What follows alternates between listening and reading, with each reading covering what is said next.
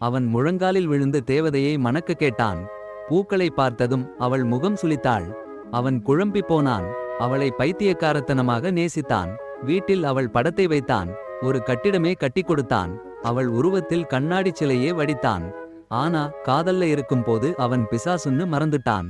அவன் தேவதைகளுக்கு எதிரியா பிறந்தவன். இன்னும் ஆச்சரியம் என்னன்னா, பிசாசு தேவதையை நேசிக்கிறேன்னு சொல்றான்.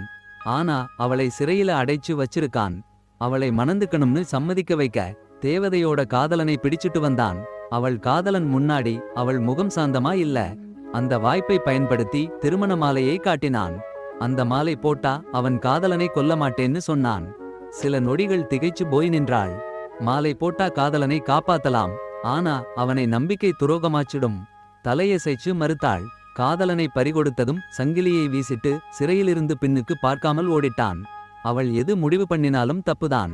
காதலனை நம்பிக்கை துரோகம் பண்ணக்கூடாதுன்னு நினைச்சா. முதலில் சிவப்பு முடி பிள்ளையை பார்த்த நினைவு வந்தது. அப்போ அவன் எவ்வளவு நல்லவனா சந்தோஷமா இருந்தான். இப்போ அவளே தன்னை அழிச்சுக்கிட்டா. காதலன் கண் முன்னாடி இறந்து போறத பார்த்தாள். ஒரு தீர்மானம் எடுத்தாள். மறுநாள் பிசாசு வழக்கம் போல பூக்களை அனுப்பினான்.